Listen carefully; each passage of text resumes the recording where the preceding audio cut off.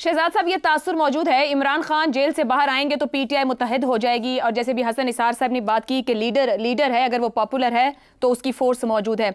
कहीं इमरान खान के जेल से निकलने तक मामलात बहुत आगे तक तो नहीं चले जाएंगे, क्योंकि पीपल्स पार्टी से नेशनल पीपल्स पार्टी, मुस्लिम लीग नून से मुस्लिम लीग काफ, और वो जो एक बहुत बड़ा अभी एज फैक्टर की भी बात होगी, तो वाकई क्या पीटीआई एज पीटीआई मजीद एग्जिस्ट करेगी या ये तकसीम दर तकसीम कमजोरी की तरफ बढ़ेगी? देखिए आयशा, अगर आपका महवर इमरान खान और पीटीआई है तो फिर तो आपके सारे सवाल जायज है, लेकिन उससे पहले मैं एक छोटा सा कमेंट करना चाहूंगा फैशिज्म के ऊपर। जी, हसीना को फैशिस्ट कहा जाता है। हाँ। कि वो फैशिज्म के रास्ते पे चल पड़ी थी। क्या किया था उसने अपनी ऑपोजिशन को खत्म करके रख दिया था। उसने कहा था कोई ऑपोजिशन नहीं होगी, खालिदा जिया हो, कोई और हो, वगैरह वगैरह। तो हमें ये ख्याल करना है कि हम तमाम पॉलिटिकल सोच जो है हर किस्म की, उसके लिए स्पेस बना के रखें, क्रिएट करके रखें, चाहे वो इमरान खान की शक्ल में आज आपको नजर आती है या किसी और शक्ल में नजर आती है। और अगर हम इमरान खान और पीटीआई की सोच को खत्म करना चाहते हैं तो फिर इसका मतलब है कि हम सब ही फैशिज्म के रास्ते पे चल पड़े। हमारी सियासत सबकी सब फैशिज्म के रास्ते पे है, तो हमें उससे बचने की जरूरत है। हैविंग सेड दैट, आ जाइए वापस अपने सवाल के ऊपर। देखिए, अगर आपको इमरान खान को डिफाइन करना पड़ रहा है शेर अफजल मरवत से और हमाद अजहर से, तो फिर तो बहुत बड़ी गलती कर रहे हैं। इमरान खान पीटीआई और पीटीआई इमरान खान, जब तक वो कायम है, पिछले 1 साल से जेल में है। पीटीआई को तो आप खत्म नहीं कर सके, एक सूबे में उसकी हुकूमत है। 8 फरवरी को लोगों ने अपने पांव से चल के उसको वोट दिया। 9 मई हुआ और 9 मई के ऊपर जिस किस्म का रवैया या रिएक्शन आया, उससे इस मुल्क को, इस कौम के लोगों को खौफजदा हो जाना चाहिए था।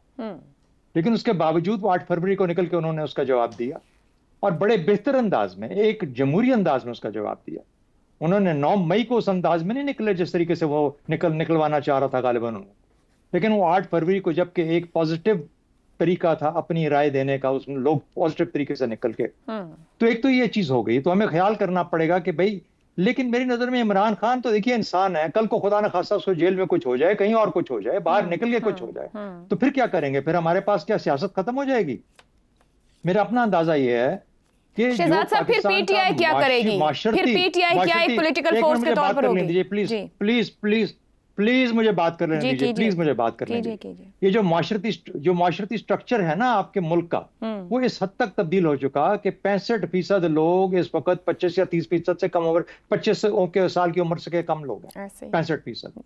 तो आपका स्ट्रक्चर, आपका मुआशरा तब्दील हो गया। जब आपके मुआशरे, आपके यहाँ ये सोशल मीडिया, आपके यहाँ इंटरनेट, आपके यहाँ अवेयरनेस आ गई, ये सब की सब आ गई। अब वो जो भी लेके आया था इमरान खान को, जिस मकसद के लिए लेके आया था, लेकिन उसका जो क्यूमुलेटिव असर है वो ये है कि आपका एक मुआशरा तब्दील होकर रह गया है। ये मुआशरा आज इमरान खान का मरगून मेहनत है ना, हो सकता है कल शायद खाकाना बासी का मरगून मेहनत बन जाए। ये जो 65% लोग 25 साल से कम उम्र के हैं, इनको 10 लाख नौकरियां चाहिए हर साल के अंदर। ये जो यूथ बल्ज आपने क्रिएट कर लिया, इसने एक नई इकोनॉमी को जन्म देना है। एक नई सोसाइटी बन चुकी है। उस नई इकोनॉमी और नई सोसाइटी के लिए एक नई सियासत की जरूरत होगी। वो पुरानी हमारी पार्टियां अब तक नहीं दे पा रही, वो अभी तक पुरानी जंग लड़ रही हैं।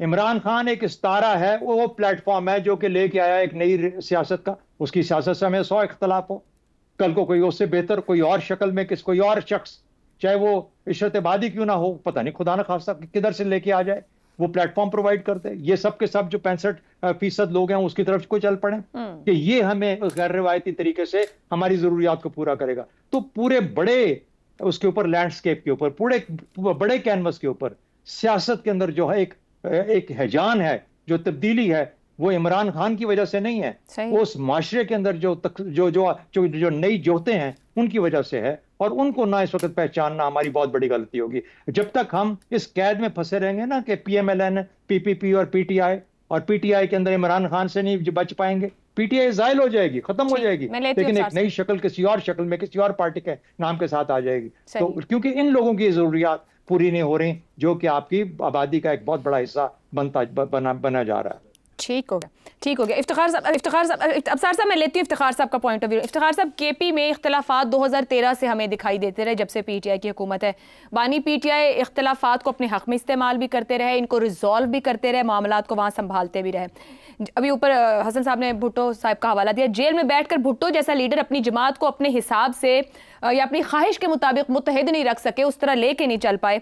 क्या इमरान खान के लिए मामलात को कल को बाहर आकर जब भी आए हैंडल करना आसान होगा, जमात को मुत्तहिद रखना आसान रहेगा? ये आपको किसने कह दिया कि भुट्टो पार्टी को मुत्तहिद नहीं रख पाए? अपनी ख्वाहिश के मुताबिक उस वक्त उस तरीके से नजर नहीं आई चीजें ना। भुट्टो को फांसी इसलिए दी गई कि उसकी पार्टी नहीं तोड़ पाए। फांसी उसको इसलिए दी गई कि वो पाकिस्तान के अवाम की नुमाइंदगी करता था। ये आपको किसने कह दिया कि उसकी पार्टी के अंदर उसका कोई ऐसा इख्तिलाफ था? लोग जमात से अलहदा नहीं हुए? कौन उसको कौन अलहदा हुआ? उसको जो वो उनकी हैसियत क्या थी?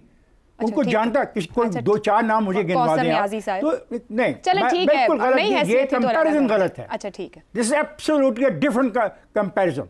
जुल्फ़िकार अली भुट्टो का कंपैरिजन मुझे नहीं पता क्यों अब किया जाता है, जबकि इतनी बातें की जा रही हैं कि नौजवानों का एक उभार आ गया और इकोनॉमी एक नई डायमेंशन मांगती है।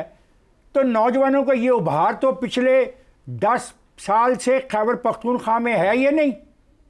तो वहाँ पे कौन सी लाखों नौकरियाँ उनको दे दी गई? उस जमात ने वहाँ पे क्या डिलीवर किया जिस जमात के बारे में खौफजदा किया जा रहा है कि जो ये नौजवानों का एक उभार है इसको मान लो और इसकी बुनियाद पे जो कुछ वो पार्टी करना चाहती है। 2/3 किस बुनियाद पे मिली? 2/3 भी तो मिली ना वहाँ पे। कहाँ पे? नहीं मेरी सवाल 2/3 मिलने, यही तो मेरा सवाल है। यही तो मेरा सवाल है कि मुझे डराया जाता है एक बल्ज से। ठीक है, मैं कहता हूँ गुड, वेरी गुड, मैं मानता हूँ बल्ज है।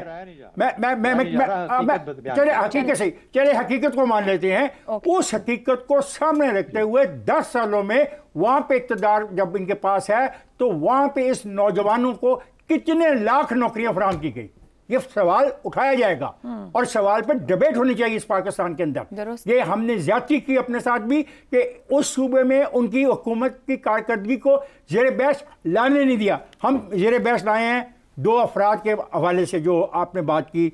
एक का नाम हमाद अजहर है, शेर अफजल है और असलम इकबाल है। पार्टी के अंदर इख्तिलाफात होते हैं और ये पार्टी के अंदर इख्तिलाफात रहेंगे, लेकिन सवाल ये आपका क्या है? आप पार्टी के अंदर इख्तिलाफात की बात करते हैं। मैं आपको बता दूं ये इख्तिलाफात इमरान खान को नुकसान नहीं पहुंचाएंगे। इमरान एक ऐसी शख्सियत के तौर पे इमर्ज गया कि जिसको लोग चाहते हैं, मान लिया। अभी हमारे आज की डिबेट में ये बात की गई कि लोगों ने 9 मई के वाक़े को भुला दिया और अपने कदमों पे चल के गए और वोट डाले, और इसका कोई साइंटिफिक एनालिसिस हमारे पास नहीं अभी तक आया। अभी तक सिर्फ 33 पिटीशंस हैं इस हवाले से अदालत के सामने जो ट्रिब्यूनल बने हैं। हमें जज्बाती नहीं होना चाहिए और इस हकीकत को तस्लीम करना चाहिए कि पाकिस्तान के मसाइल हैं। इस हकीकत को तस्लीम करना चाहिए। सिर्फ इमरान बूढ़ा नहीं हो रहा, उसके साथ बाकी लीडरशिप भी बूढ़ी हो रही है। तो ये सारी सियासी पार्टियों के लिए मैसेज होना चाहिए ना कि नौजवानों का जो उभार है, और सारे सूबों की बात होनी चाहिए, एक सूबे की बात तो नहीं की जा सकती। तो ये उभार मुझे बलूचिस्तान में तो वैसे नज़र नहीं आता इन the favour of Imran Khan. मुझे ये उभार तो नज़र नहीं आता उसके सिंध में in the favour of mister Imran Khan. तो बड़े आराम एक सवाल मेरे जहन में आ रहा है, आपकी गुफ्तगू, शहजाद साहब की गुफ्तगू, अगर आप उसको एड्रेस करें कि पिछले 8-10 साल में हमने बयानिए की जंग और सियासी हैजान की शिद्दत देखी है, वो यूथ बल्ज की वजह से है? नो, फिर किस वजह से? मेरा पॉइंट यही है, आई रिस्पेक्ट यूथ बल्ज। मैं अपने ज़माने में नौजवान जब था तो मैं ऐसी इंकलाब की बात करता था, सोचता था। नतीजा है कि आज मैं मजदूरी करता हूँ और आज मुझे फारिग कर दिया जाए तो कल मुझे मजदूरी शायद ना मिले। मेरी बात सुने आप गौर से। ठीक है, इस बल्ज की बात करनी बड़ी प्यारी लगती है, इसमें रोमांसिज्म है, रोमांटिक अप्रोच है, ये आई अप्रिशिएट।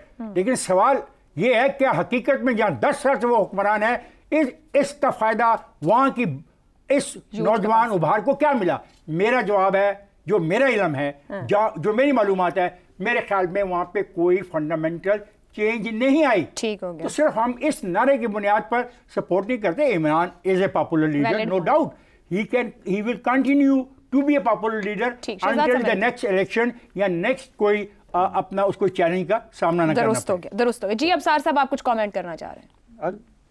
मैं इसी ये पॉपुलर लीडर की जो बात कर रहे हैं इफ्तिखार साहब और यूथ बल्ज की, और यहाँ कहा गया कि फैशिज्म का मुकाबला जो है वो फैशिज्म, ये भी फैशिज्म है जो हो रहा है। तो मैं इस पे हैरान हूँ कि अगर कोई कौम को तकसीम कर दे और नफरतें बोए, जहर घोले नौजवान नस्ल के जहन में, और वो गालियां दें, वो लोगों पे बहतान लगाएं, झूठ बोलें। इफ्तिखार अहमद तो जवानी में लोगों को गालियां तो नहीं देते होंगे ना, जज्बाती तो होंगे। यहाँ तो इतनी नफरत पैदा कर दी गई है। इस फैशिज्म का मुकाबला अगर कानून के नफाज से फैशिज्म है, तो मैं हैरान हूँ कि हमारी मुल्क की किस्मत किन लोगों के हाथों में रही है कि इसको फैशिज्म के कानून के निफाज को एक पॉपुलर लीडर पे जो फैशिस्ट रास्ते पे चल रहा था, कौम को तकसीम कर रहा था, उसको कह रहे हैं कि ये भी फैशिज्म है। हैरान हूं मैं इस बात पे। ठीक हो गया। और मुझे नहीं समझ आ रही कि कैसे। शहजाद साहब, इसको इजी कर लेते हैं कि माशरे और मईशत को जो मुतबादिल दरकार है, जो आप भी ऊपर बात कर रहे थे, फंडामेंटल चेंज, वो इसी रास्ते से आएगा। सुने जी ना जी नहीं, मैंने वाजिद की बात की जो बिल्कुल तकसीम क्रिएट नहीं कर रही थी, जो बिल्कुल नफरत क्रिएट नहीं कर रही थी, और सिर्फ अपनी single party, one party rule को एग्जिस्ट रीइंफोर्स कर रही थी। तो थोड़ा सा वो फर्क महसूस कर लीजिए। यही चाह रहे हैं जो आप कह रहे हैं। नहीं, तो आप भी यही चाह रहे हैं। ये कहने का मतलब ये है कि जो आजकल की सियासत है इसमें भी ये खान साहब ये चाह रहे थे ना, यही तो गलती है हमारी। बचने की जरूरत है। ये तो गलती है, खान साहब ये चाह रहे थे, अभी भी चाह रहे हैं। इससे बचने की नहीं, आप डिफाइन गलत करते हैं ना उसको। जब मैं जिस तरीके से डिफाइन कर रहा हूं उसके अंदर रेफरेंस में बात करें। मैं कह रहा हूं आप डिफाइन गलत करते हैं। मैं कह रहा हूं आप डिफाइन गलत करते हैं। अच्छा, मैं कह रहा हूं आप डिफाइन गलत करते हैं। पॉइंट ऑफ व्यूज है, अपने पॉइंट ऑफ व्यूज है। और दुनिया नहीं सोचती। आप पढ़ लो बांग्लादेश का। दुनिया नहीं सोचती, हम ऐसी सोचते हैं ना। मैं दुनिया का जिम्मेदार तो नहीं हूं। मैं तो देख रहा हूं जो मेरे मुल्क में हो रहा है। आपकी सोच मेरे मुल्क में ऐसे ही हो रहा है। आप दोनों का पॉइंट ऑफ व्यू अपनी जगह कौम को तकसीम किया। एक ब्रेक लेते हैं, ब्रेक से वापस आएंगे तो हम बात करेंगे ऑडियो लीक्स और जराइम, किसकी तहकीक पहले।